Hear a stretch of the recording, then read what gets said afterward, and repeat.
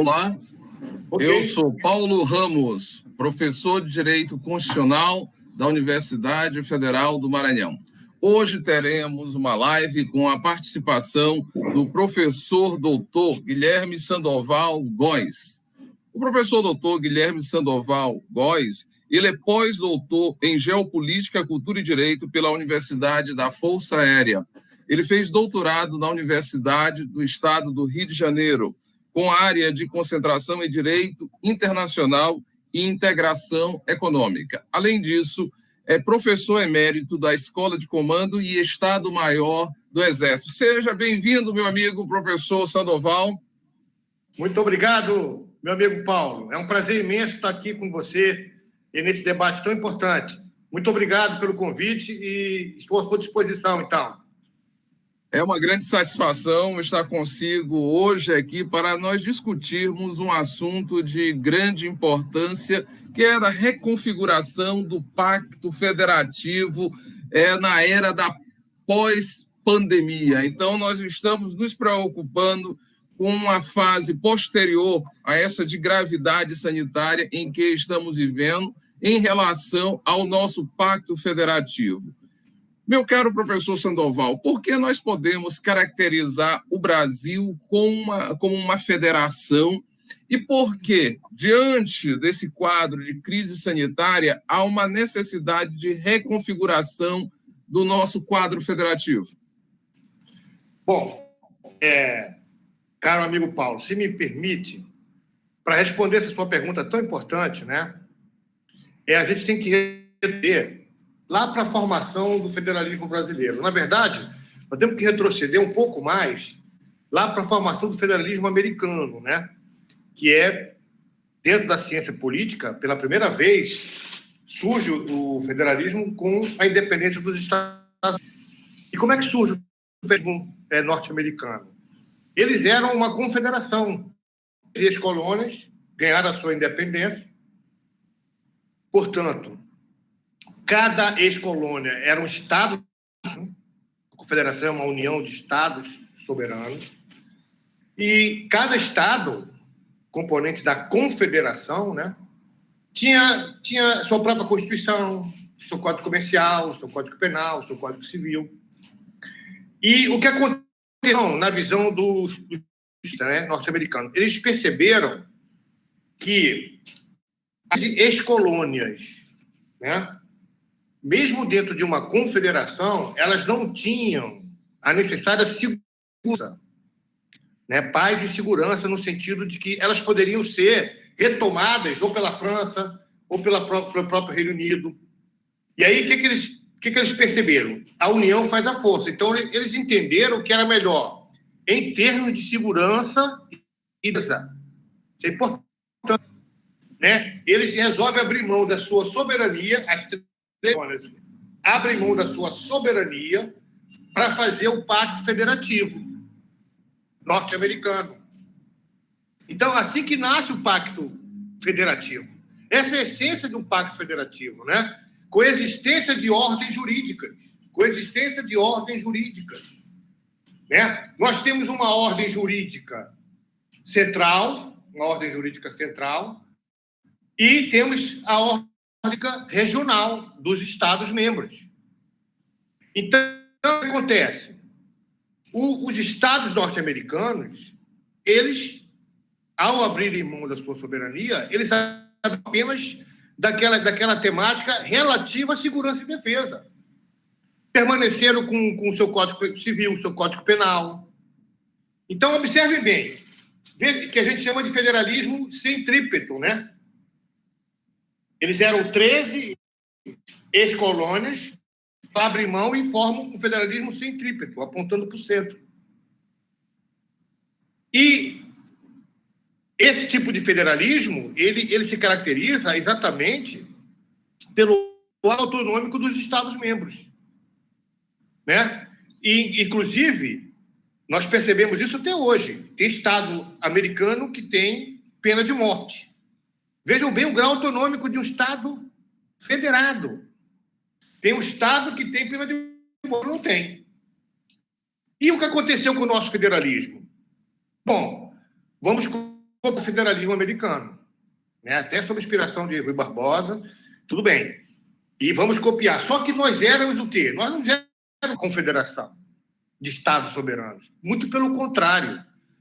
O país era um estado unitário, um estado absoluto. Estado é um bloco monolítico de poder. O único poder central e absoluto. Né? Então, por dia, eu vou partir de um estado absoluto, unitário, federação. Não consegui fazer isso. O federalismo brasileiro não conseguiu, né? E até isso até nos dias de hoje, né? Então, o que aconteceu? O nosso federalismo, de forma contrária ao federalismo americano, o nosso federalismo é centrífugo, a gente parte do centro para fora.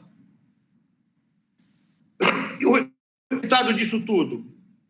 O resultado disso tudo é o que a gente percebe, então estamos percebendo na crise da Covid, e sempre percebemos concentração, né, dos poderes da União, né, com o autonômico dos estados. E aí a gente acrescenta um terceiro elemento importante dentro da ciência política e do direito, que é a questão do federalismo tridimensional brasileiro, sui generis, né? A maioria do Pacto Federativo, de Pacto Federativo que se usa no mundo todo é um pacto bidimensional. Eu tenho uma ordem central e eu tenho regional. Né? O federalismo brasileiro ele inova, porque ele é tridimensional. Né? Ele dá um passo a mais e estabelece o município como ente federativo autônomo, sem nenhuma ação hierárquica, seja o Estado, seja a própria União. Né? Então, o federalismo, além de ter essa formação centrífuga, né? Ele ainda tem a característica de ser tridimensional. E a gente percebe isso muito essa visibilidade dessa distorção, vamos dizer assim, a gente consegue perceber na própria crise, né, atual. Né? Então, eu acho que é importante que a gente repensar o pacto desses elementos teóricos mais importantes, né, do Pacto Federativo Brasileiro. Quer dizer, é um pacto que realmente fica pautado ali no poder de concentração, né, na União. É verdade, meu amigo. O Brasil, realmente, ele seguiu um caminho diametralmente oposto dos Estados Unidos. Lá, eles, por deliberação dos vários entes, resolveram formar um único país, em que eles delegavam ao poder central uma parte, digamos assim, da sua soberania. No Brasil, a soberania, digamos, de âmbito estadual ou de âmbito periférico foi como que concedida pelo poder central, mas para atender interesses daquele momento histórico. De qualquer maneira, o perfil do federalismo brasileiro, como o professor acabou de observar aqui, sempre teve esse viés muito centralizador, concentrador de poderes no âmbito da União. Muito embora a Constituição de 88 ela tenha tentado, em certa medida, modificar esse panorama. Mas, ao elencar as competências, ela concentrou boa parte na União.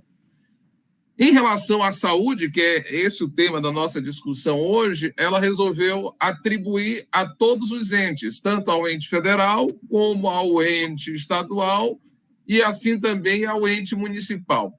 Esse problema que nós estamos vivendo atualmente, ele não seria melhor equacionado se houvesse uma centralização de atribuições no âmbito federal, no âmbito da União?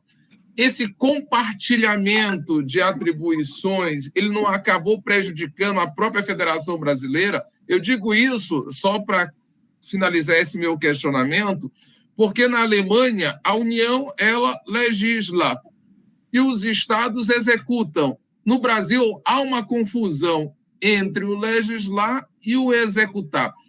Então, qual seria o caminho para o Brasil, tendo em vista que na Alemanha eles encontraram uma outra alternativa? Um ente nacional legisla e os estaduais executam. E aqui, no âmbito da saúde, todo mundo faz tudo, legisla e executa. Eu acho que essa pergunta, professor Paulo, é tal, né?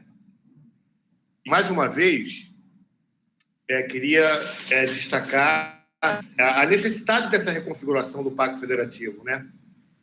Porque se nós olharmos o Pacto Federativo centrífugo, como a gente já debateu, o que a gente vai identificar? Nós temos um sistema de repartição de competência que ele, por natureza, ele já projeta conflitos entre os entes federativos. Isso é importante. Pela atribuição, ele já projeta conflitos. Como assim? Bom, vamos entender a repartição constitucional de competência no país, no Pacto Federativo Brasileiro. Ele seguiu o modelo americano, que enumera os poderes da União, ok, não vejo nenhum problema nisso.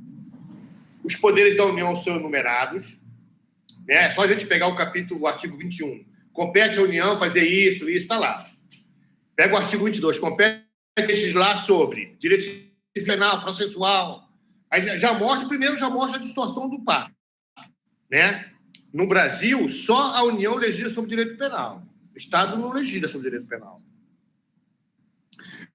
A gente já começa a perceber que a própria repartição constitucional de competência, ela projeta conflito.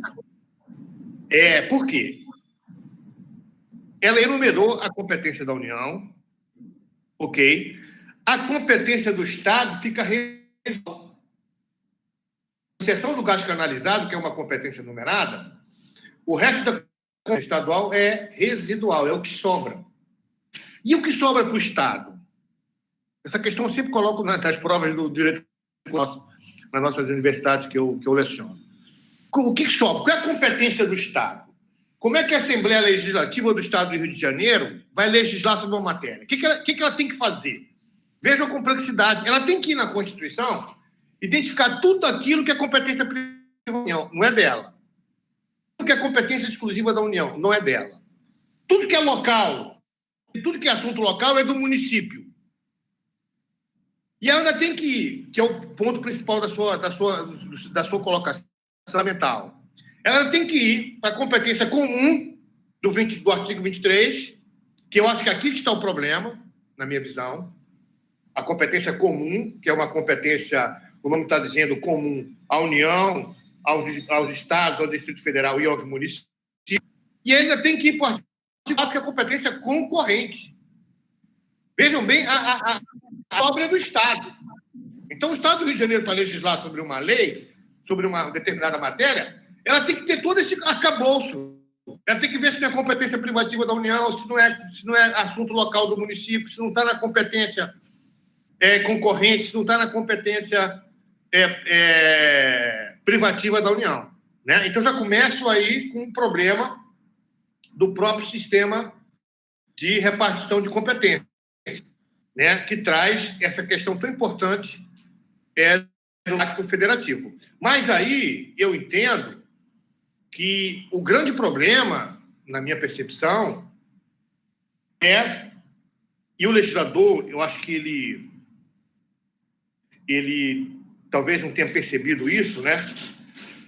O que ele fez? Ele criou dois tipos de competência vertical, entre aspas, né? Aquela competência que não é horizontal, né? Quer dizer, esse horizontal, assunto local, é horizontal, é só do município. Direito civil, direito penal, é horizontal, essa competência é da União. Compete à União. Claro que a União pode delegar questão específica pelo artigo 22, parágrafo único, tudo bem. Mas são competências horizontais. Nas competências verticais, nós temos a competência comum, que é a questão da saúde, né? E a competência concorrente do 24. Então, acho que aqui o Estado traz uma fonte de conflito muito grande. Por quê? Porque a competência no artigo 23, e eu não estou dizendo que esse seja um problema, mas é um dos problemas, na minha visão. E eu estou procurando dar uma resposta altamente técnica, né? Técnica em termos de repartição constitucional de competência. Então, o que a gente percebe? O que a gente percebe é o seguinte: na competência comum, que é a competência dos estados, do Distrito Federal. Então, o legislador entendeu, é uma matéria tão importante que ela é da competência de todo mundo.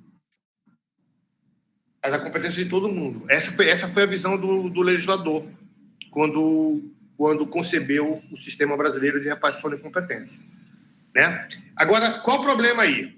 Na competência comum do artigo 23, né, a União, e talvez aqui esteja o ponto principal, né? A União, ela não tem supremacia sobre os demais entes. A União só faz normas de cooperação. É diferente da competência concorrente. Na competência concorrente, que também permite que a União, os estados, o Distrito Federal legislem sobre aquela corrente do artigo 24, não é? Então, esse condomínio legislativo, como a gente chama, no condomínio legislativo, a União, ela tem supremacia, é o único momento em que a lei federal tem hierarquia sobre uma lei estadual. A lei federal não tem hierarquia sobre a lei estadual. E que não tem hierarquia sobre a lei municipal. A hierarquia, a supremacia é da Constituição. Não é da lei federal ou da lei estadual. Né? A hierarquia é da Constituição. Então, o que eu queria trazer para a reflexão de todos, e é fundamental nisso, né, se nós tivéssemos com clareza meridiana que caberia à União ditar norma geral, eu acho que esses problemas de articulação que a gente está percebendo talvez ficassem um pouco mitigados. Né? Então, se a União fizesse a norma geral, né, porque no condomínio, a norma da União, insisto, ela tem supremacia sobre a norma estadual. Supremacia sobre a norma estadual. No artigo 24, eu estou falando. Né? E aí, o que acontece? Muitas vezes, o próprio Supremo, as regras do 24, leva para o 23. Mas eu não tenho uma norma geral, às vezes, no artigo 23. Né? Eu não tenho uma norma geral feita pela União. Porque a União não faz norma geral no 23. A União faz norma de cooperação. E não norma geral. Né? Então, se nós tivéssemos desenvolvido um pouco essa questão do condomínio legislativo, com essas regras muito bem determinadas, a União daria a norma geral, né? E os estados suplementariam as normas federais. Então, eu poderia ter uma articulação maior da União, como você muito bem colocou. Né? Seria possível uma articulação com maior eficácia. Porque eu faria a norma geral e o Estado até suplementa a norma geral, mas ele estaria subordinado à norma federal. E o município, buscando lá o artigo 32, parágrafo... Essa é outra questão também muito avançada da repartição. O município não está elencado no 24, né? Os municípios não estão no artigo 24 da Constituição. No artigo 24 é apenas a União, os estados e o Distrito. Com rigor, o município está fora do artigo 24. Competência concorrente, o município não se enquadra, teoricamente. Porém, a própria jurisprudência do Supremo diz que o município, buscando lá o artigo 32, parágrafo, inciso 2, o município pode também suplementar a lei federal ou estadual no que couber. Então, se eu tivesse a articulação legislativa, né? Eu não estou falando aqui da articulação estratégica, eu estou falando da legislativa. Se nós tivéssemos uma legislação central, né? Uma norma gerais da União, setor de saúde, né? que conduzisse a industrialização dessa área, que conduzisse a questão do SUS, né? E os estados suplementariam essa norma geral. Então, a articulação seria muito maior, porque os estados teriam que suplementar, mas obedecendo, sem poder contrariar a norma geral. E os municípios, a partir da norma geral da União, a norma suplementar do Estado, o município ainda poderia ir na área de saúde, por exemplo, e também fazer a sua legislação com relação aos assuntos municipais, assuntos locais. Então, eu vejo assim, né? Eu acho que o próprio sistema, ele projeta um pouco isso, né? É como aquela ideia. Bem, se é de todo mundo, não é de ninguém. Na verdade, fica um pouco isso, né? Compete à União, compete ao município federal. De que é competência? É dele. Então, a gente tem esse tipo de problema que eu vislumbro como, mais uma vez, eu insisto, né? Nessa necessidade desse pacto ser reformulado, né? Repensado, né? Em pontos fundamentais até para o desenvolvimento do país, né? E para os direitos fundamentais também, né? Mas eu vejo aqui, professor, essa desarticulação, vamos dizer, entre os objetivos, né? A gente está percebendo um pouco isso aí na crise, né, da Covid, né? Exatamente. É um sistema que foi construído de modo tão complexo que ele parece querer se auto-sabotar. Porque exigir-se demais de uma classe política tão imatura e, em certo ponto, tão descomprometida como a brasileira em todos os níveis, a compreensão e o comprometimento com toda essa engenharia política absolutamente confusa. Então, eu também vou nessa mesma linha, que há uma necessidade de uma reconfiguração do Pacto Federativo, porque a manter-se essa atual engenharia política, o Brasil será motivo permanente de chacota internacional, porque ele não consegue implementar políticas que são básicas, ações que são básicas para o desenvolvimento, seja na área de saúde, seja na área ambiental, para ficar apenas em duas áreas que têm merecido, nos últimos meses e anos, um destaque internacional significativo. Ora, se nós precisamos reconfigurar o Pacto Federativo Brasileiro, qual seria, então, professor, a sua sugestão? Seguirmos o modelo alemão de legislação no âmbito federal e execução no âmbito dos estados, em que os recursos são suficientemente alocados para o Estado, redefinir o número de municípios no Brasil, estabelecendo critérios mais rigorosos para a criação desses municípios ou para a manutenção dos municípios atualmente existentes, ou seguir-se um modelo americano que já tem mais de 200 anos, mas que tem sido atualizado pela Suprema Corte. Há uma certa centralização também nos Estados Unidos. Qual seria a sua proposta de uma reconfiguração para o Pacto Federativo dentro dessa nossa ideia pós-pandemia? Perfeito, professor Paulo. Excelente. Vamos começar pelo Pacto Federativo norte-americano, né? E, como a gente já viu, o Pacto Federativo americano ele é muito rígido no seguinte ponto, né? A ordem central ela fica ligada à segurança e defesa. Foi assim que nasceu o Pacto Federativo americano.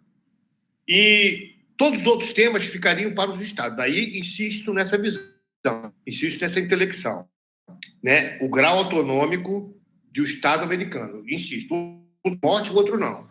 Um faz as suas regras de comércio, o outro não. Né? Cada um tem o seu próprio código penal. Bem a diferença, o nosso Pacto Federativo. Mas a Suprema Corte, a partir do ativismo judicial, a Corte começou a trazer para ela a questão dos direitos fundamentais, principalmente dos direitos civis, na década de 60.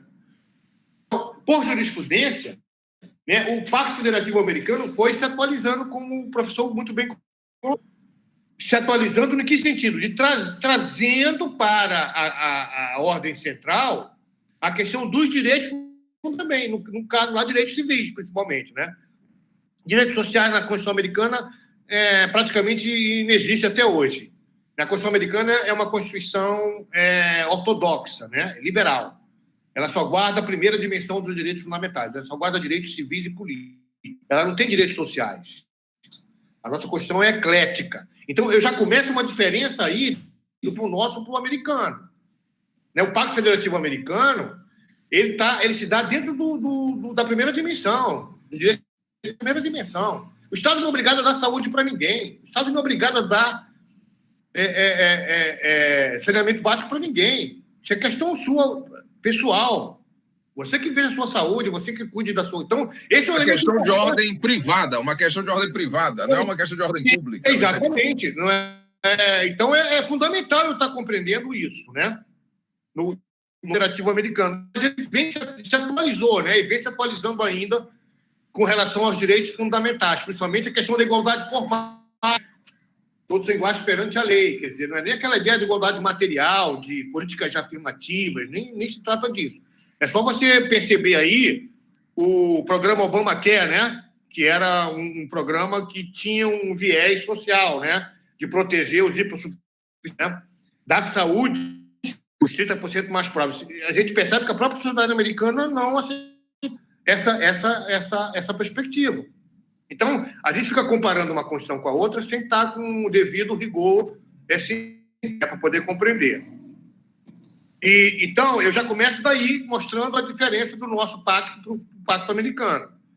Né? Se eu estou falando de saúde, eu estou falando no sistema brasileiro, e aí é uma vantagem que a gente está percebendo isso. O sistema único é uma herança, um legado, né, do constitucionalismo brasileiro que abarcou os sociais, que abarcou o direito à saúde, né?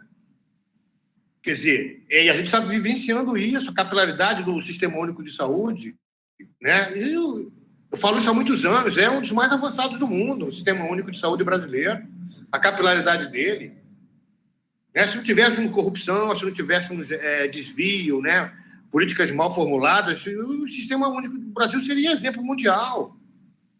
Né? Nenhum estado que eu conheço tem sistema como o nosso, sistema único de saúde como o brasileiro. Não estou dizendo a Inglaterra, mas a Inglaterra é um país muito pequeno, enfim. Mas eu estou falando de o Estado ser obrigado a dar saúde. O Estado é obrigado a dar saúde. Creche, saúde, né? Então, haja recurso para que o direito à saúde seja garantido. Agora, então eu vejo, e aí já entrando por geopolítica e na formulação de estratégias, né, para o setor, a gente teria que, aproveitando o que nós temos de bom no sistema de saúde, professor, e vejam bem, a Constituição ela foi muito sábia no sentido de reservar as despesas obrigatórias em saúde e educação. Inclusive, se o Estado não cumprir com isso, é intervenção federal. Artigo 4 mostra muito. É um princípio constitucional sensível. Os gastos de educação, observem bem, os gastos com saúde e educação é um princípio constitucional sensível. Está no artigo 34, né, inciso 7. A linha, não sei se é a linha D ou E.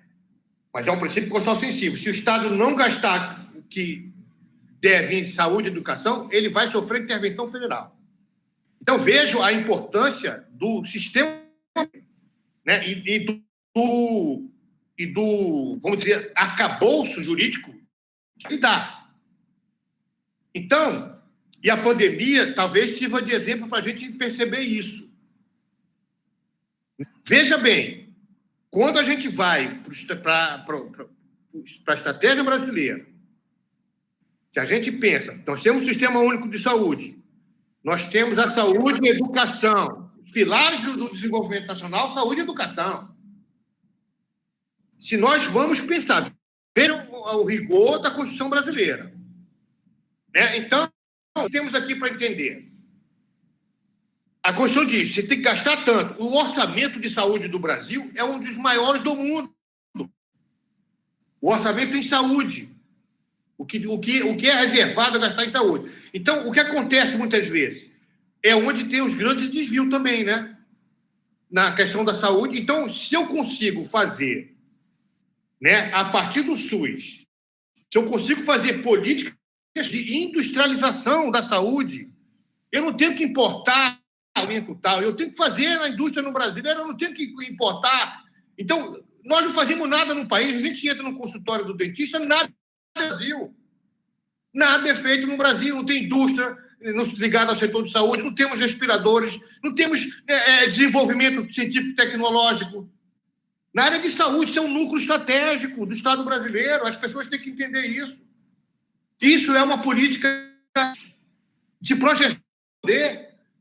Imagine um gasto, o recurso que nós podemos desenvolver núcleos industriais brasileiros ligados à saúde, construir respiradores no Brasil, construir os equipamentos, né, que fazem os testes, e não ficar importando com desvio de dinheiro na importação, na aplicação da política pública. Então, o que eu queria destacar aqui na reconfiguração do Pacto Federativo, professor, é exatamente isso. É destacar a importância que o brasileiro tem, né, inclusive de projetar o seu futuro. Então, imagine uma política bem articulada de industrialização, né, de desenvolvimento científico, de pesquisa, que se aloque tanto para os de saúde, para as universidades federais. Como é que o setor de saúde ia ter um passo fantástico.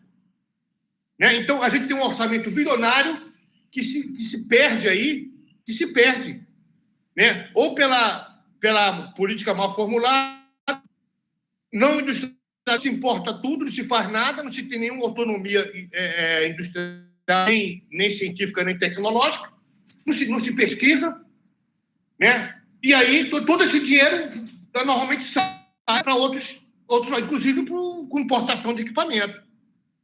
Então, é muito importante que a gente perceba. E a educação é a mesma coisa, um orçamento bilionário, né, em que eu teria toda uma condição, né, de desenvolver, por que não um professor federal, uma carreira federal? Por que não desenvolver um professor federal, status de professor federal, para as escolas municipais? É uma proposta, inclusive, do ex-senador Cristóvão Buarque, né, nesse sentido.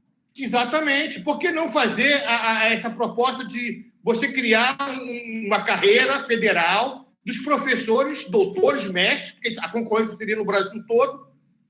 O jovem, ele se interessaria porque uma carreira bem remunerada, uma carreira com status. E aí nós temos um município lá no interior do Ceará com o melhor professor doutor para dar aquela formação, para dar aquela ação básica. Então, é esse tipo de elementos que a gente tem que debater e discutir, né? Um orçamento milionário e que a gente não vai saindo pelo ralo, na minha visão, né? Eu não estou fazendo crítica a nenhum governo, muito pelo contrário, porque até hoje não teve nenhum governo que teve a capacidade, né, de projetar a educação e a saúde.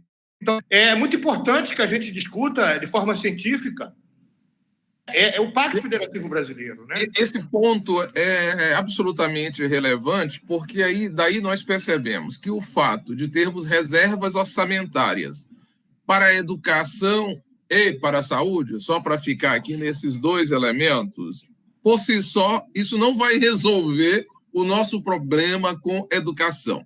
Que outros países não têm essa reserva e os países levam muito a sério a educação, a saúde, a tecnologia, tanto que se desenvolvem. Há países que há 20, 30 anos eram nada, a exemplo da Estônia, que é um país pequenininho, e por conta de ter aplicado recursos na área de tecnologia de educação, hoje está se sobressaindo no âmbito global. Singapura, uma pequena cidade-estado, é um exemplo. Fora os países nórdicos e outros países que servem de referência nessa área e que todos nós conhecemos. Então, o que falta no Brasil é um planejamento muito mais efetivo, é uma ideia interessante de termos professores, doutores, prestando serviço no interior, muito embora devamos ter muito cuidado que, na medida que essas pessoas elas ingressam no serviço público, elas só vão passar 2, 3 dias nesse interior longínquo e querem correr para a capital, como acontece com a maioria das carreiras,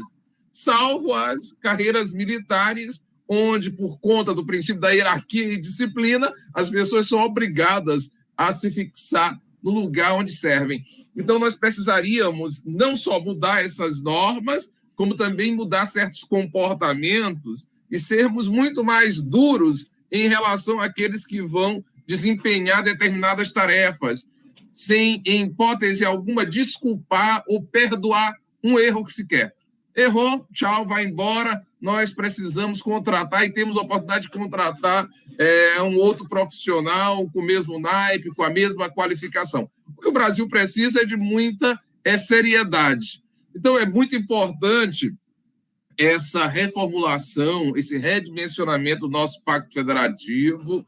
Como o senhor fala, é melhor deixar essas atribuições mais claras, mas nessa sua observação de uma eventual federalização na área da educação. Então, o senhor se encaminha mais para uma perspectiva de centralização do nosso pacto federativo ou uma perspectiva de descentralização e, em caso de uma maior centralização, os mecanismos de controle como seriam e, em caso de descentralização, como nós faríamos um controle mais efetivo? Eu sei que utilizando a tecnologia, a digitalização, tem vários desses elementos, mas quais seriam as suas sugestões caso adote uma postura ou uma posição ou outra? Perfeito, professor. Acho que esse é o ponto fulcral do debate, né? Eu acho que essa resposta que tem que dar é a sociedade brasileira. Não, né? Não é a opinião de uma pessoa, ou de um estadista, ou de um político que vai resolver o problema. E aí eu estou plenamente de acordo com o que o senhor está colocando. Eu vou federalizar o ensino básico, eu vou ter problemas seríssimos lá na ponta. Porque a educação básica é do município. É o município que está ali no dia a dia, é o local, é o professor lá, que está com a criança lá no município, é município. Então, eu tenho que ter essa visão, e isso foi no ponto fulcral, na minha opinião. Né? Como é que eu vou fazer? Como é que eu vou federalizar por uma carreira? E eu não estou defendendo aqui a federação. Eu acho que a educação ela tem que ir por condomínio legislativo, a União fará normas gerais, os estados vão suplementar as normas gerais e os municípios vão suplementar as normas gerais e as normas estaduais. Eu acho que a solução, na minha visão, não pela federalização básica, por exemplo. Passa, sim, por uma norma geral da União, né? A União daria as normas gerais, né? Criaria essa carreira, e essa carreira seria distribuída, mas o município teria que ter a escola lá, a aplicação do recurso, tem que ficar com o município. A União não tem como controlar quanto ela vai gastar 20 mil reais lá no município de 10 mil habitantes. Quem vai controlar isso? Isso é centralizado. Isso, na minha opinião, isso tem que ser assunto local. Daí a importância da educação, do condomínio legislativo. Né? Todos os entes trabalhando, mas articulado. A União está projetando para onde quer chegar. A União está projetando, né, o que o aluno do ensino, qual a leitura que ele tem que ter, qual o nível que ele tem que ter. E os estados têm que suplementar essas normas e os municípios também. Mas, professor, então, de alguma forma, a nossa legislação atual já não faz isso, a Lei de Diretrizes Básicas da Educação? Ela faz isso de uma forma sem essa projeção, né, que eu acho. Né? E aí os especialistas estariam muito mais base científica para debater o tema. Mas o que eu não posso deixar de perceber, né, como constitucionalista e como estrategista, eu não posso deixar de perceber essa questão, né, dos dados de recursos que nós temos constitucionalmente garantido. Quer dizer, não é nem uma questão do legislador, ele não tem que reservar, né, esse aspecto para atribuir na alocação de recursos, já está Isso é uma reserva constitucional, então isso é uma vantagem para a educação, isso é uma vantagem para a saúde. Então, aí a gente, a partir desses elementos, saúde e educação, eles têm que estar no condomínio legislativo, né? Elas não podem ser de um ente, mas articulados com normas gerais, com projetos, né? Onde quer chegar, suplementados pelos estados e também suplementados pelos municípios, né? Eu acho que isso é fundamental nesses dois setores, né? Saúde e educação, né? Que é fundamental para o desenvolvimento do país, né? Para o país chegar numa questão mais avançada, né? Muito bem, professor. Excelente. Para a nossa última questão desse nosso debate, qual é a sua avaliação ou a sua observação em termos de perspectiva para o Brasil, de lugar do Brasil no mundo, caso não haja nenhuma reformulação no nosso sistema federativo? Porque se houver, nós não sabemos que reformulação irá acontecer. Fica muito mais difícil de projetar. Caso nada aconteça, qual é o nosso lugar no mundo? É um lugar de absoluta subalternidade, de absoluta secundariedade? Nós não teríamos futuro mesmo, não temos futuro, caso não venhamos a fazer uma reforma necessária para que o Brasil ele se planeje para o desenvolvimento? A sua pergunta, ela me permite dois grandes, né, temáticos. O primeiro eixo temático ligado a isso, e dentro do nosso tema, né?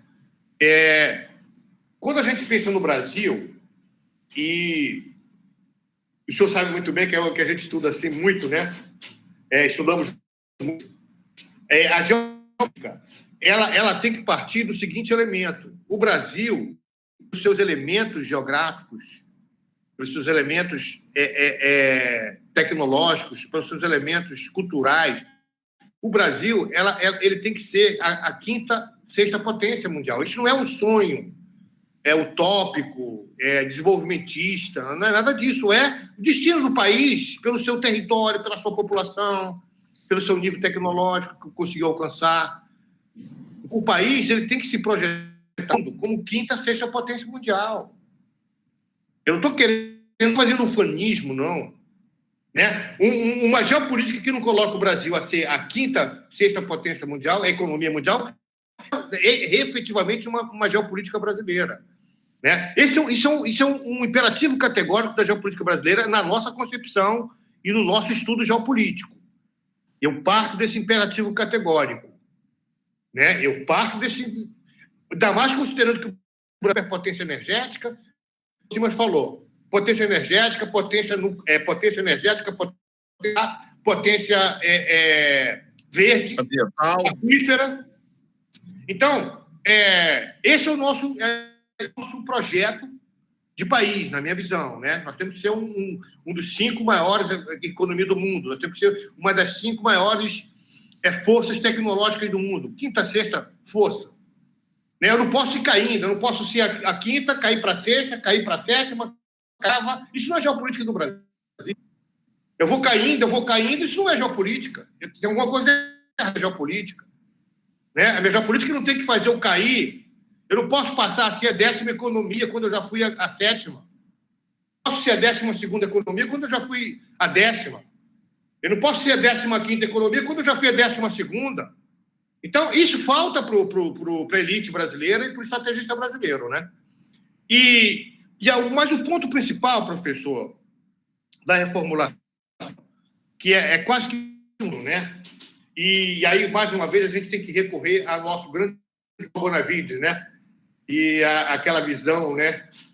Visão de mundo que o professor Paulo Bonavides projetou, né? Nos seus livros, na sua teorização. Nós tínhamos que pensar nesse país as pan-regiões brasileiras. Eu acho que o grande desafio, e gostaria muito de escrever ainda sobre essa questão, que é as regiões. Se eu paro, e eu não estou falando do federalismo, eu não estou querendo criar regiões, pensando nos biomas brasileiros. Uma Pan-Amazônia, uma estratégia para a Pan-Amazônia toda, não para o estado do Amazonas, não, é a Pan-Amazônia. É uma geopolítica da Pan-Amazônia. As nossas pan-regiões Paulo Bonavides já falava isso. E não é reativar aqueles órgãos, Sudan, Sudene, não se trata disso. Se trata de ter uma visão geopolítica muito mais ampla, de pensar o país a partir das regiões dele. Vejam a riqueza do que isso projetaria para a Amazônia, né? As nossas regiões, todas as nossas regiões, os biomas brasileiros, né?